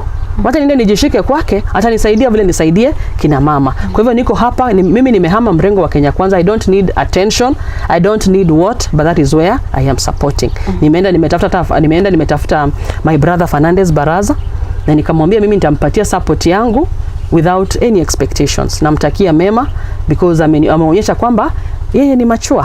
He is mature. Yuko kwa hizi petty politics. Ndiposa nikaambia watu wangu, nimejaribu pande hii ya Kenya Kwanza, imekuwa mzito, wacha tuende Azimio. Na nimeshangaa kumbe area yangu ni Azimio. By saying that Fernades Barasa is mature and happy petty politics, are you perhaps insinuating that Cleo Malala is petty? Yes, that is what I'm insinuating. Yeah, and so I will not belabor. Yeah, but what I'm saying, I am now with Barasa. Is it because anaunga mkono Rashid? Because we've seen him, making inroads here in Mumias West with Rashid campaigning for him. Yes, I will say he's petty kwa sababu angejua kwamba anahitaji kila mtu. Lakini alishindwa kujua kwamba anataka kila mtu. Ali narrow down. We didn't have a conversation with him over We've never had a conversation. Yeah, we've never had a conversation. So that tells you clearly he ali underestimate the power of my votes. And so for the purposes of record, wacha tuende mahali pengine alafu tutahesabu. Did you maybe try to reach out to him? It is his business. Yeye anataka kura yangu, hana kura yangu. Mimi sina yake. Yeye mimi nina kura yake, yeye hana yangu. Hanipigie kura, mimi nampigia kura. Somebody will say maybe your move to Azimio was a protest move. It's a political move. I will not call it a protest move, I'll call it a political move. Kwa sababu hii ni siasa. Mimi kanisa huwa naenda. Na nimekwambia mimi ni kiongozi wa kanisa. Pale kanisa tuna utaratibu. Kama una jambo unataka kufanya, huwa tunaanza na bishop, tuko na mapadri, tuko na mke wa bishop ambaye ndio president wetu, kuna mtaratibu. Huku hii ni siasa. Siasa haina formula. Milango yoyote inakuingiza, tutasort tukicross. The only time you can call your political journey successful is after an election. Wakati umekuwa Kenya Kwanza, maybe from a scale of 1 to 10, 10 being the highest, unafikiria wakati umekuwa Kenya Kwanza umekuwa unajirate wapi? Na kwa sasa hivi umeingia Azimio, sasa unaona kwamba umepanda, umeshuka? Kenya Kwanza, I'll rate myself at 4 kwa sababu ya kugandamizwa. Kwa sababu unapata wakikuja kuna mkutano hapa. 1, utakuwa heckled. 2, you are straining, yet pesa imepeanwa na imepeanwa deliberately kukufinya. So kulikuwa na deliberate efforts ya kugandamiza. So huko management huko juu walikuwa wanajua kwamba pesa zinaenda kwa mtu fulani ama kwa nyinyi wote? No, deliberately, that is from the top. Wanajua zinaendea mtu mwingine. Wamejua kwamba wanataka kuscale down kwa huyu candidate mmoja. So nikaona kwa sababu ni wameshikana waweze kuniumiza, wacha niwapee nafasi. Waweze kukosa wa kuumiza sasa. So at Kenya Kwanza you at 4. And now that umejoin Azimio, just a few days to the polls. Yeah. Unafikiri uko? I'll give myself a 6 and I'm sure by election date I will be at 10. Yes. Okay. Yeah. Somebody will say maybe you're saying it is a political move, but how advantageous is it to you? Nimekwambia vayo kwamba hapa this is an Azimio zone. Little did I know. So you are trying, are you saying that you are struggling to sell Kenya Kwanza? That is it. Unajua mara nyingi wakati uko kwa jambo, marafiki walikuwa hata unasema kwamba uko Kenya Kwanza, unatafuta hii. Zile shangwe ambazo unapata, ukilinganisha na zile unapata saizi, unasema haya, kwani mlikuwa mnanivumilia? Niko na clips, nitakutumia, utaweza kusongesha, utapata kwamba kwani mlikuwa mnanivumia wakati nilikuwa nawaambia niko mrengo. Wanasema hapana. Hata ukiangalia chat zangu Facebook zime increase. Yeah, because I post everything on Facebook and now they have increased. Na wenyewe wanakuambia kwamba sasa umefika. Kura yangu umepata. Unaweza hesabu kura nimeongeza pale Facebook bila kusema kwamba ulikuwa unafanya opinion polls. You can count kwamba ni kura ngapi nimeongeza tangu nimehama kutoka mrengo wa Kenya Kwanza. Na inakuambia wazi kwamba ndiposa nakwambia nimeweza kuconfirm kwamba hii area ilikuwa Azimio but walikuwa wananivumilia. Wale wangu walikuwa wamenivumilia, watanipea tu kura yangu na warudi kwa shughuli zao zingine. But saizi it is clear Mumias West is an Azimio zone. That is the one thing I've been able to confirm. Kwamba walikuwa wananivumilia sana na choice ambayo nilikuwa nimechukua. Sababu wananijua mimi ni mpenda amani, wanajua mimi ni mpenda kweli, wanajua mimi ni kiongozi wa kanisa. So walikuwa wamesema sababu ya hii kura yako moja na umeamua kwenda huko na umetueleza tutakupatia. Lakini sasa hizi zingine walikuwa wameniambia nisiwaongeleshe. But again, hata ukiangalia posta zangu ni mimi peke yangu. So inakwambia wazi I had read that this is not acceptable, but because tumeelewana kwamba watanipatia, wachanisonga. So vile nimesonga kabisa, wale wote ambao walikuwa natashwishi so wameamua wanaenda in full blast. Wengi hata wengi wamekuja hapa wakisema walikuwa wanajifungia, lakini sasa wamekuja kwa wazi. Wamekuja kwa wazi for support na tuko pamoja na wao. So for me, I will tell you, by the time hizi kura zinapigwa Violet, cha ajabu ni kwamba umekaa na mbunge. Umekaa na mbunge wa Mumias West. Mwanamke wa kwanza. Thank you. Ili usiseme huko jua. Congratulations, God willing. Amen. Okay, yeah. Yeah, so nilitaka kujua maana the move also imepata watu by surprise. Yes. And people were like, what do you mean? Because your Meja Malala has been so passionate in terms of mambo na ANC. Na he's passionately pushing agenda ya mtoto wake Cleo Malala to be the next governor of Kakamega County. Why would you even take such a step? Did you consult? Many people out there are saying you are jeopardizing your marriage. That is what they want to think. Mara nyingi huwa nauliza watu hii swali. Ukiwa mwalimu na mume wako anakuambia uache kuwa mwalimu, utawacha? Hautawacha. Wewe ni journalist na mume wako akwambia uache kufanya wanahabari, utawacha? Hautawacha. Kwa nini nakwambia hivyo? Kazi yangu ni siasa. I'm a politician and this is what I chose to do. Na kile tumefanya kwa nyumba yetu, tuliweka boundaries. Siasa hatusemezani kwa nyumba. So we all do what we want to do politically, then at the end of the day we remain a couple. Hatujaiweka kwamba kabla ufanye move yote ya kisiasa tuna consult. Mara nyingi people have been calling me a flower girl of my husband. But now I think they can get it clear that I've always been a leader of my own person. Na hata saizi kwamba kujeopardize and not jeopardizing, that is what they desire. That's what the public always huwa inataka mabaya. So whatever the outcome is us to decide what we want to come out of it. And again, nani alitarajia kwamba mzazi akatae kusoma na mtoto wake akuja kusoma na mama? That is not true. For me, I support his move. Wacha simame na mtoto wake. Hata mimi leo kukawa na jambo kati yangu na yeye na mtoto, nitasimama na mtoto wangu. Kwa hivyo ile ambayo amefanya ni jambo ambalo lilitarajiwa kufanyika, kwamba asimame na kijana yake, which is right. Yeah, nobody can judge him for that. It is very right, wacha asimame na kijana yake. Mimi niko na wananchi, na hata hivyo wananchi ndio watapiga kura. Hii kura haijapigwa. It is never over until it is over. So for me, those wale wanawaza tofauti wako sawa, ni siasa, lazima wawaze tofauti, lakini kwa mimi nitawaambia tu wazi kwamba hii mpaka tumalize. The unfortunate bit Vayo ni kwamba Jacky is a person who whatever I start I must finish at all cost. And I'm also a risk taker. Kama nimekaa chini nikaomba, hii ni jambo sikuamka tu, umesikia safari vile nimetoka. Sikuamka tu na nikafika kwamba nataka kusoma ubunge. Ni jambo nimeombea muda mrefu. Ukiangalia my Facebook can give now the track of where I started from. Nimeombea muda mrefu, nimefunga kwa kuomba kwa ajili yayo, nimetafuta pesa kwa ajili yake. So huwezi ukaamka na ukaniambia wacha. So from what I get through, exactly the last bit that we've just said, nothing is going to rock your marriage, the politics that is going on. Haiwezi. Siasa haiwezi kusumbua ndoa yangu, kwa sababu we are all politicians and we have a political mind. Na sisi tuko intact. We are so intact, politics will come and go, life must continue. But again, we will not jeopardize our interests because of other things. You come first. As an individual, you come first, the rest come after you, because without me there is no marriage. You see, so I have to be there intact. I have to be there ready to make it materialize. But without you, because unaishi umejifinya, umejigandamiza kwa sababu unafikiria unataka kitu fulani kifanyike, hapana. This is a passion, this is a hobby. You allow everybody play their games. Wale wanataka kuona football, huwa wanarudi kwa shughuli zao baadaye. Lakini mimi hii ndo my hobby. This is what I want to do for the rest of my life. As I also do insurance, wanauza insurance. So I'm having my insurance business as I do politics, and as I do training, I serve the church. Hakuna yoyote imekuja katikati ya ingine. So sioni kwa nini inizuie kuendelea. Na pia at the end of the day, mimi nikiangalia, I am a person with my own interest, and I'm my own person. Okay, sawa. We'll let it rest there. Please do. Kuhusu mambo na politics and your marriage and everything. We just hope all will be well after elections. Yes. Saizi wanawake wengi umesema kwamba hawajasimama, hawajapata hizi nafasi. Hatujaona mwanamke amesimama. Last election tuliona the late Mebo Muruli alikuwa amesimama ugavana Kakamega. Kwa sasa hivi hatujaona. Wanawake wengi katika positions nyingi hawajasimama. Do you think the two-third gender rule hapa nchini Kenya itaweza kuafikiwa? Itafikiwa vizuri kama tutaendelea kusensitize akina mama wenyewe. Kwa sababu hao ndio wengi, na hao ndio wapiga kura, na hao ndio wanaumia.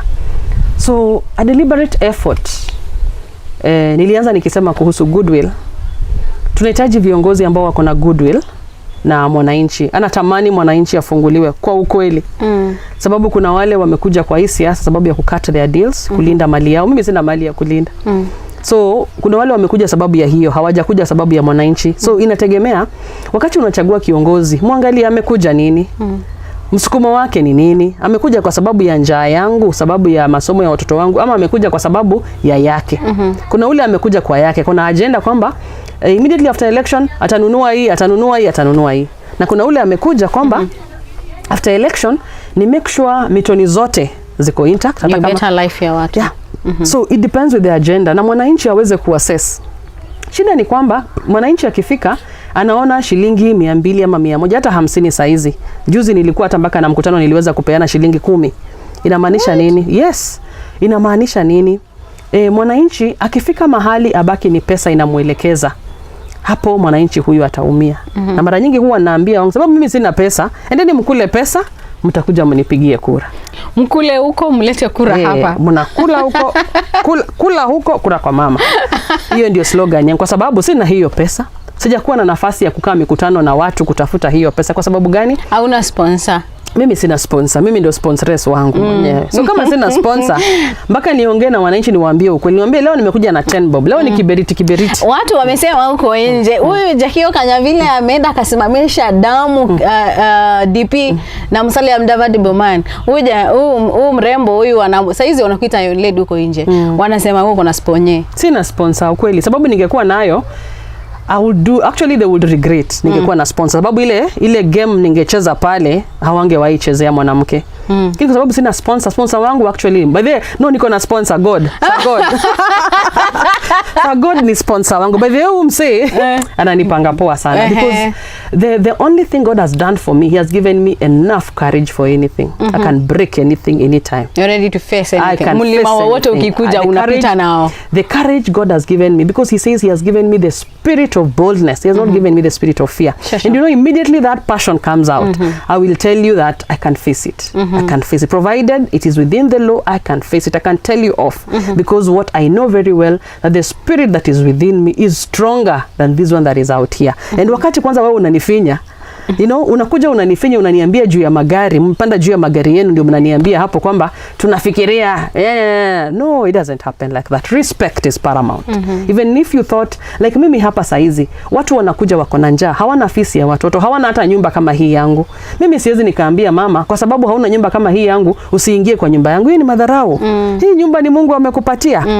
Kuwa na gate kwa mlango yako ni Mungu amekupea. Lakini wewe unaona kwa sababu uko na gate, unataka uongeleshe watu na madharau. Hapana. Kile niliona pale kwa wale vinara, niliona ni kutokuwa na ukomavu. Hawajakomaa. Wako na ile pesa kidogo inakupea kiburi. Pesa huisha vayo. Salimianga watu. Pesa huisha. But pesa ni tamu. Lakini huisha.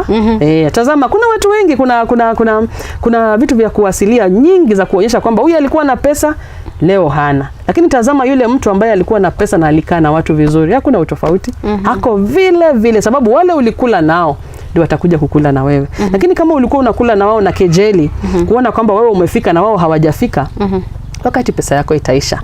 Kuna mwimbaji aliimba kwamba mkumbuke Mungu wakati unakula. Sababu siku ile utaishiwa, yeye atakukumbuka. So mara nyingi ukiangalia hawa viongozi, ni wale viongozi wanakulia kwa meno. Wakati umepanda juu ya gari yako kwa sunroof, unaongelesha Jacky kwa sababu kwa assumption yako yeye hana sunroof. Unaongea ukimwambia na kejeli. Wewe, huyu Mungu ambaye amekupea neema unaweza panda sunroof. Unajua tarehe 8 bado siku 7 twende kwa kura. Utapanda sunroof tena? Hiyo ndio swali. So mimi nimekuja kwa siasa, nimekataa kujiinua sababu ya vitu ambazo ninaona. Na ndiposa nikasema hapana, mimi hawa hawatakuja. Na unajua mara nyingi ukishaambiwa step down, heri hata upewe step down hiyo na wakuu wamekupatia na pesa ya kupatia watu wako. Step down ya mdomo wananchi watakuua, na wenyewe waliniambia Jacky ukijaribu.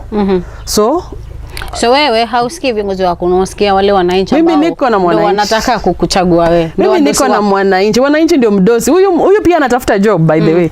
Hawa wote wako juu ya masandroof. All of them are jobless. We are all looking for employment. Nobody's in. Hakuna mtu ameshika. Mpaka wakati kutatangazwa. Na kukitangazwa ndipo utasema kwamba umeshika. Naye sababu tukiangalia juzi hata umeona kuna wale wamelala kabla kura yenyewe. Kwa hivyo hakuna mtu amefika. Hii yote ni Mungu amepanga. Tujinyenyekeze tu. Mungu atupitishe kwa hii kitu pole pole, aweze kuweka ule anakaa na ule anakaa akae na watu vizuri. Kwa sababu sheria iko. Kuna impeachment, kuna vile utafika hapo na ushindwe kufanya kazi, tuende standstill, turudi kwa kura. So hakuna mtu saizi atasema hahitaji mtu. Na hata yoyote mwenye atenda kuongoza pale atahitaji handshake. Sababu kaunti yenyewe imekuonyesha wazi ni kubwa. Huwezi fanya hii kazi mtu mmoja, mpaka utakaa na watu ndio uweze kuiran. Oparanya anatoka hapo. That man is a leader. Despite challenges and so many things that people will say about Oparanya, that guy worked. He worked. Assessment ya plus or minus depending na mtu vile anataka kuangalia. Lakini mimi nikiassess kama kiongozi nitakwambia management yenye the outgoing governor has done in Kakamega, matching that, whoever is coming in will need to work. Because the guy had a lot of political prowess. he had the administrative prowess, so he was able to deliver, to be able to manage the political minds and manage the administrative mind. That is not easy for you to marry the two. So whoever is coming there must be a very sharp person, must be a person mwenye anajua kwamba hii kitu itaenda namna gani. So mimi nikikaa nikiangalia vizuri, Vayo nakwambia wazi, mimi lazima ni push my agenda ya kukuwa mbunge wa Mumias West sababu ya mzigo watu wangu. Hao watu talking of Oparanya amefanya kazi, amefanya nini? What do you like according to you? Saizi umesema unaunga Azimio, unaunga Fernades mkono. Yes. Just the other day ulikuwa unasema Cleo is better suited for the seat. People will be like, how are we going to trust her? Tomorrow atatuambia mtu mwingine. Unajua in life, provided I give my arguments on a matter. And my arguments on this matter, Cleo, he was suitable because he used to be an MCA that is experienced. He has been a senator that is experienced, you see. But you can be experienced and lack maturity. You see, those two things lazima zimari. So hapo mwisho ndio umekuja ukajua huyu hayuko mature. Because of the things that amefanya juzi, because wewe unajua vizuri sana unataka kura. Barasa anatafuta kura hapa. Hakuna siku ameshika mkono ya mtu. That tells you clearly he's sensible, knowing that in his maturity he has compassion to know that kura za hao watu wake wa Azimio zote anazitaka. For as much as I want to be the governor, I don't want to kupita kama nimekanyaga kila mtu. Okay. That is lack of maturity. Okay. Yeah, uko na, you are not sensitive enough to know that huyu ameweka investment yake. Kama ninafikiria nataka kuunga fulani mkono, nitumie hekima.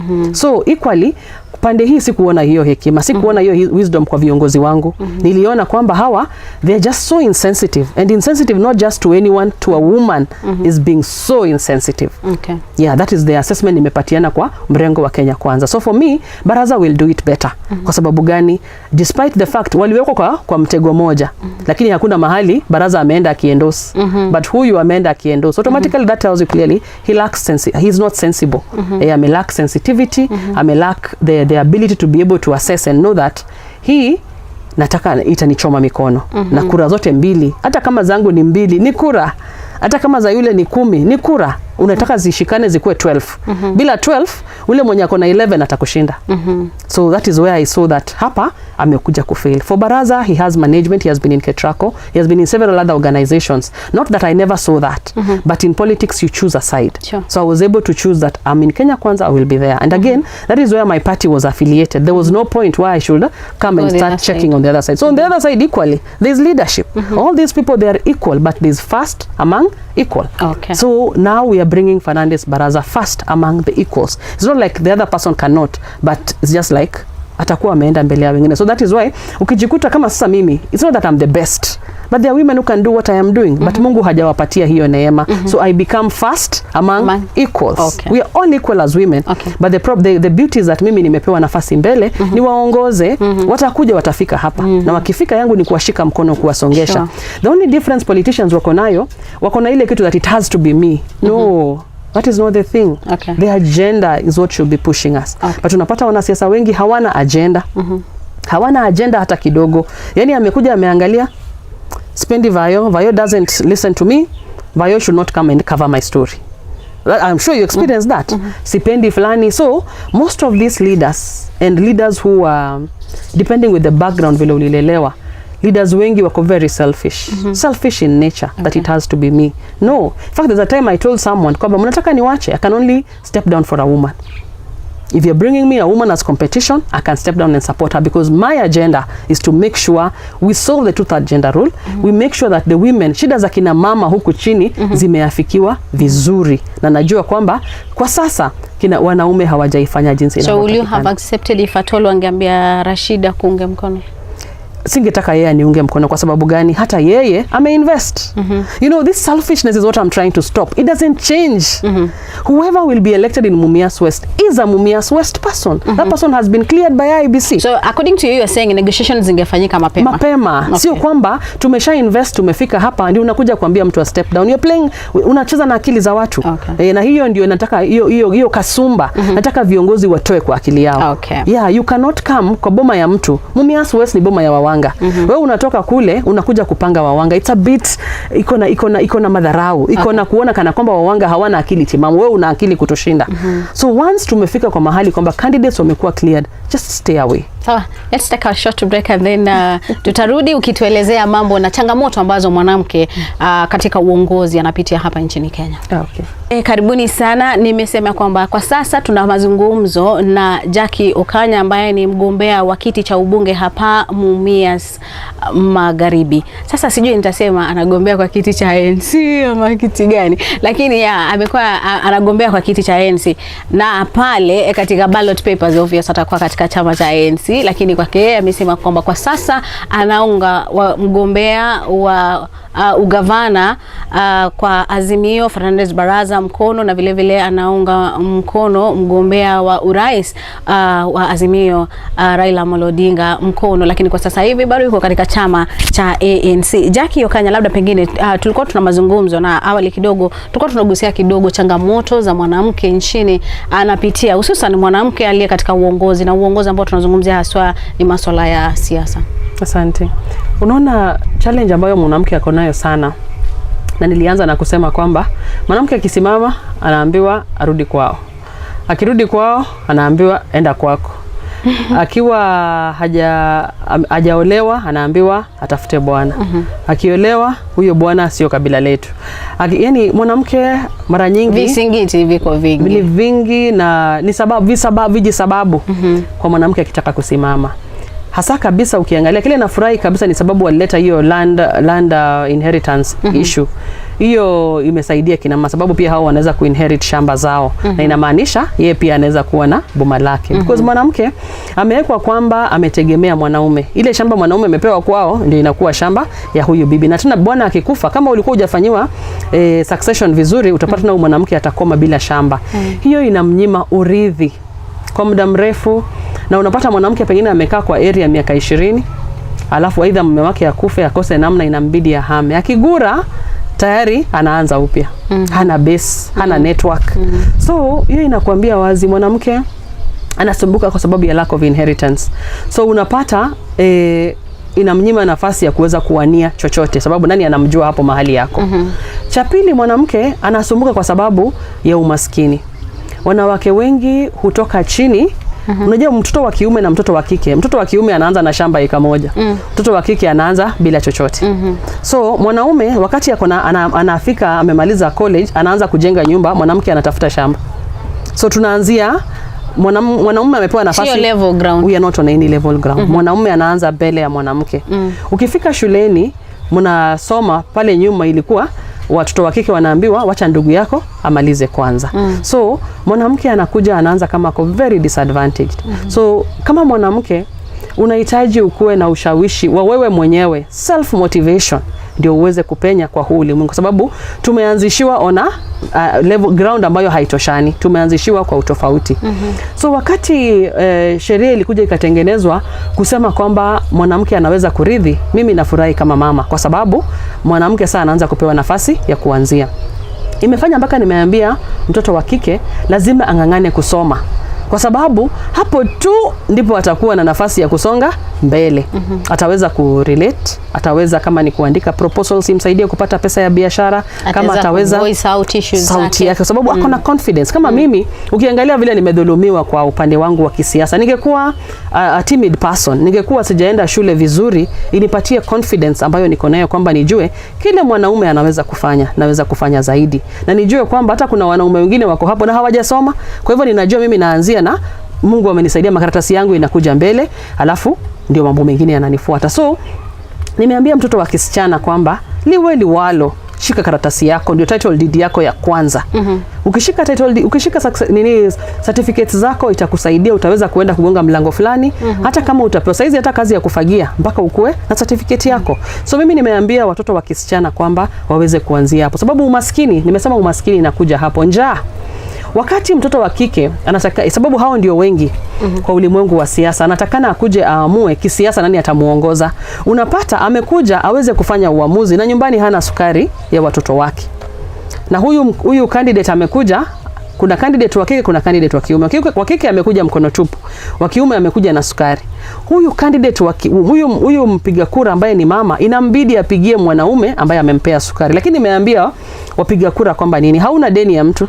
Hakuna mtu ulimtuma aende akuletee sukari. Kwa hivyo the best thing mama anaweza fanya ni kuchukua sukari hiyo akule, lakini apatie kura mama ambaye amesimama kura. Kwa sababu jinsi huyu mama anadhulumiwa ndivyo wewe unadhulumiwa nyumbani. Jinsi huyu mama amenyimwa shamba ndivyo wewe umenyimwa shamba. So tusaidiane kama kina mama tuweze kuinua mawazo yetu. Tukisonga kama kina mama inakuambia wazi, sababu huyu mama anajua shida zile mama maskini anapitia. Ni zenye amepitia. So umaskini inafuata kutokuwa na masomo, elimu. Unapata wengi wamekuwa na mimba mapema. Saa hizi mtoto wa kike, juzi kumekuwa na statistics bayo wakati wa COVID, watoto kutokea 14 years to 17 years wamezaa nyumbani. 14 ni wakubwa. 10. Yes, 1000 statistics ilitoa 1638 there. Mtoto wa 10 years akiwa kweli akona mimba, mtoto wa kike. Huyu tutasema unaona hata mwenyewe umeshindwa la kusema hata huyu mtu anaenda wapi? 10 were there. I remember there is some statistics over 500 actually. Yes. Wengi sana. So ukiangalia vayo hii hesabu ukishapatiwa namna hii na kuambia huyu mtoto wa miaka 10 ni mtoto, ni mama mtoto, unamuita namna gani huyu mtoto? Tayari maisha yake isipopigwa hesabu vizuri atakuamia hapo. Kwanza akienda kujifungua mara nyingi kichwa yao huwa inaruka. Sababu the pain they are not exposed to that. Hiyo uchungu mtoto atapitia, kichwa yake, akili yake kuirudisha pamoja because it has been overstretched. Ukipata mama amekuja akakomaa aweze kujifungua, amekuwa stretched to those levels of pain experiences, the what amepitia imemsaidia kuweza kubeba mimba na kusukuma mtoto vizuri. Lakini huyu mtoto mdogo wa miaka 10 hata hajamaliza utoto, bado huyu ni mtoto, bado huyu ni underage. Anafika kwa wale wanasayansia wanasema bado ni mtoto wa risk ya kukufa because mtoto amezaliwa hadi miaka 10 bado mtoto ni mriski. Maisha yake haija stabilize, anaweza kufa. So tunasema kama maisha yake haija stabilize na tena akona mimba. So bado tumeweka katika hatari zaidi. Unaona? So inakwambia mtoto wa kike kama hata lindwa na aweze kwenda shule. So akimaliza hapo 10 years amepata mimba, tayari kama boma ilikuwa imelemewa, huyu haendi shule. So masuala ambayo ni umaskini, vile vile kukosa elimu, njaa nyumbani ndio baadhi ya masuala ambayo na pia wengine wamesema kwamba fedha limekuwa tatizo hasa. Fedha pia unaona kwamba zinatatiza wanawake kuingia katika uongozi. Pesa ni tatizo kwa sababu mara nyingi hawa wanaume wamekaa kule wanatunga sheria. Wakati donors wanakuja wanasema wanataka kusaidia kina mama, hawa wanaume ndio wanafunga hiyo sheria. So nataka kina mama waende pale wafungue sheria ili wama wengi wakuje. Sasa hizi nchini hakuna organization inakubaliwa kutupatia pesa kama kina mama. So wazi kwamba wanakata sababu ni wanaume, wanajua kina mama wakiwa empowered. Sasa hizi wanajua vizuri sana Jacky nikikaa kwa hii kiti kazi nitafanya, hawatakuwa na nafasi ya kunitoa. Angalia kama constituency ya Millie Odhiambo. Ever since she was elected, hiyo imeisha hivyo. Ever since ume-elect mama ni mkakamavu. Mama ni mtu anajua kufanya kazi yake vizuri. And Millie Odhiambo has been an asset in that county. Has been an asset in that constituency. Yeye ni MP kiti ambacho natafuta. Na Wajaluo hawakujali kwamba ameolewa ng'ambo. Yeye hajaolewa Kenya, ameolewa ng'ambo. Hawakujali hiyo, walimpatia nafasi aweze kuwaongoza. Na Millie Odhiambo amewaonyesha kwamba yeye ni mtoto ambaye alisoma. She's a lawyer. Wazi kwamba ukisomesha mtoto na umpange vizuri, she can actually deliver. So uongozi wa kina mama, mimi nikiniuliza, ningependa waende wa map na hiyo yake ni constituency ngine Mbita constituency. Uende uangalie pia huyu kuna MP Kasarani amechaguliwa juzi. Huyu mama pia yeye pia ameshika area yake, na ukiwauliza alipita na 78,000 votes in Nairobi Kasarani constituency. So ukiuliza watu wa area yake, tulikuwa na mkutano pale na tukauliza wapiga kura wa Kasarani, wakasema sisi tutapatia mama kura. Kumaanisha nini? Mama akishika anajua mahitaji ya watu, anajua kuna utofauti kabisa. Na hiyo naweza nikaconfirm kwamba hawa wakinipigia kura, Violet unaishi Kakamega County hii, utaweza kurudi ufanye hii interview, na wakati huo tutakuwa na wananchi waweze kukuambia kwamba watoe habari zao, nikupatia nafasi uzunguke constituency, urudi na report, kisha turudie hii interview kwamba je, tangu umechaguliwa kuna impact ama hakuna impact. Hiyo ndio ningependa. Kwa hivyo kina mama wako na changamoto nyingi, hasa kuangaliwa wanatukanwa cyberbullying, unatukanwa sexually, unatukanwa jinsi kwa sababu ya ndoa yako, kwa sababu ya watoto wako. Kwa hivyo kama mama hajakuja kwa siasa ama kama mama kwa society hajaamua ni nini anataka, ni rahisi sana aende into depression. Hapa Kakamega County, niseme Western Region, mambo na clanism imekuwa play a major role, especially when it comes to elections. Na pia Umbereho amenipatia nini, amefanya nini ndio nikaweze kumpigia. Do you think it is also something that is going to play out in this year's election? Kwa hii kura yenye nakuja ninajua kwamba clanism itaplay, kwa sababu kama hapa Mumias West kuna historia kwamba kuna jamii mbili mara nyingi huwa inaongoza Mumias West. Najua una habari kwamba kwa miaka 10 iliyokuwa imepita kulikuwa na nafasi ya mkolwe, na mkolwe huyo alikuwa Benjamin Washeli, akaongoza miaka 10 Mumias West. Wakati akatoka tena miaka 10, jamii ya Westates imeingia. It goes without saying that saizi ni nafasi ya mkolwe, kwamba mkolwe ambaye ni mama Jacky Okanya aweze kuingia tena kwa kiti aongoze watu wa Mumias West. Hiyo ni tamaduni yetu, na kwa hivyo hata yule yuko anajua kwamba ni wakati wa kupeana kijiti kwa na wakolo. Wanajua si kitu kwamba hawajui. So clanism ina play a very big part, kwamba ndio imekuwa inapeana mkono kwa uongozi, kwamba inatoka huku inarudi. Sasa mwisho ikifika kwamba wale wa hizo jamii huwa wanakaa chini na wanaamua. Kama saizi jamii ya incumbent na huyo opponent wangu hao wanatoka jamii moja. So wakikaa watagawana. Na hizo jamii zingine tutagawana kwa hii, tutapeana kwa hii yangu. Kisha unajua mshindi ni nani wa hii kura. Sawa. Na hatuzimaliza interview yetu kabla tujazungumzia masuala ya Mumias Sugar Company, kwa sababu ni kiwanda ambacho kimekuepo. Ukiangalia the market shares, it was a contributing factor. 60% of sugar ambayo ilikuwa inatumika hapa nchini Kenya ilikuwa inatoka hapa Mumias Sugar Company. Ni kiwanda ambacho kimefungwa kwa muda. Wewe unataka kuwa mbunge katika eneo hili ambapo kuna hiki kiwanda ambapo wengi wanasema kwamba kimekuwa kikitumika tu masuala ya wakati wa siasa. Na sasa hivi pia tumepata mirengo yote miwili. Wamekuwa wakisema tutafanya hiki ili kufufua Mumias Sugar. Kama kiongozi ambaye anatafuta ubunge hapa, unawaambia nini wakaazi wa Mumias kuhusu masuala ya Mumias? Ukiangalia pale kwa kamera, zungumza na watazamaji. Asante. Mkazi wa Mumias West constituency itakwambia kwamba patia mama Jacky kura. Sio kwa sababu tu kunapigwa kura, kwa sababu unatafuta uongozi bora, unatafuta uongozi ambao itakuletea maisha mazuri kwa jamii ya Mumias West. Saizi tuko na shida ya Mumias Sugar Company. Kile ningeomba ni kwamba iache kutumiwa kama kitu cha kupigia kwa siasa.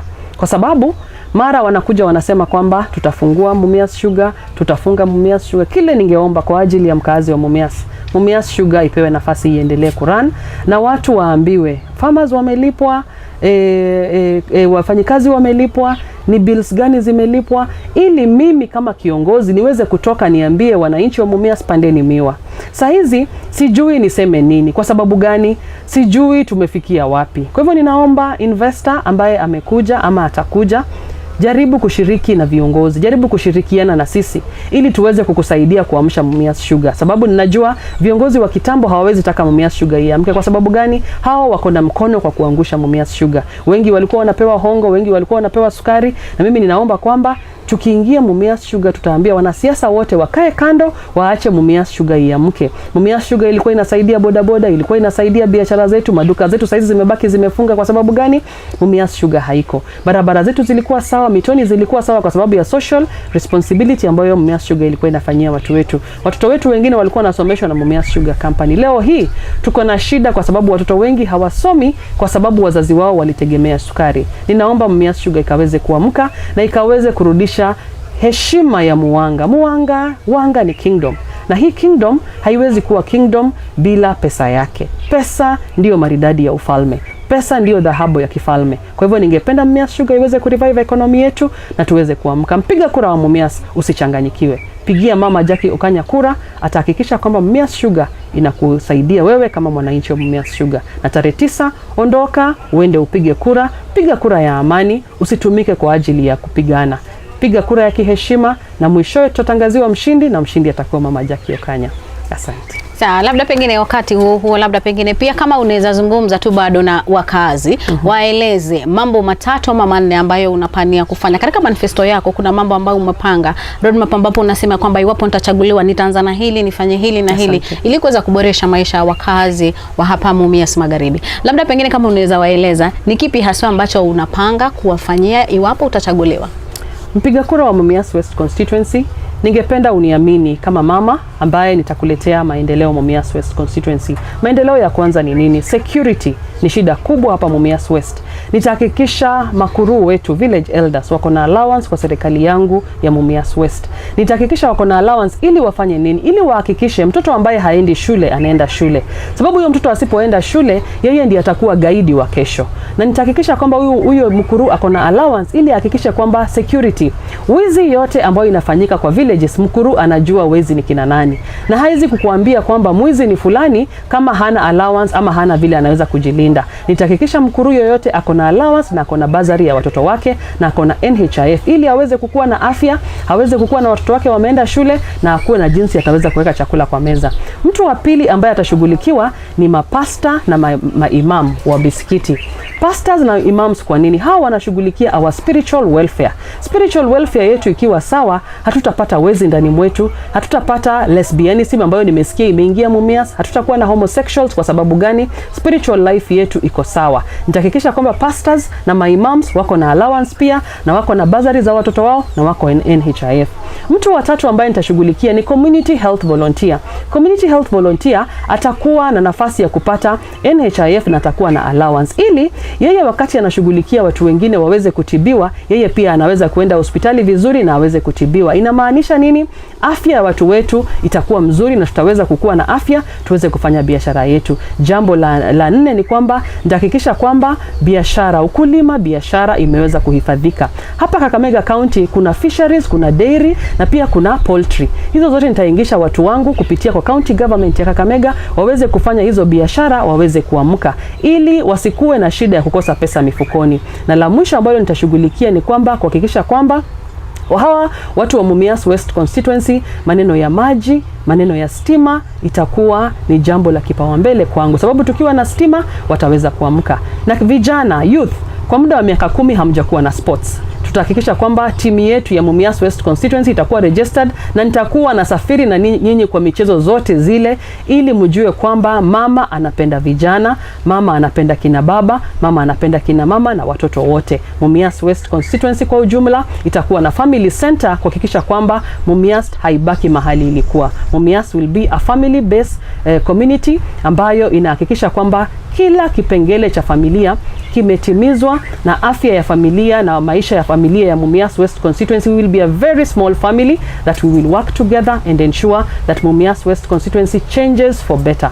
Vote Mama Jacky Okanya for the betterment of Mumias West constituency. Thank you.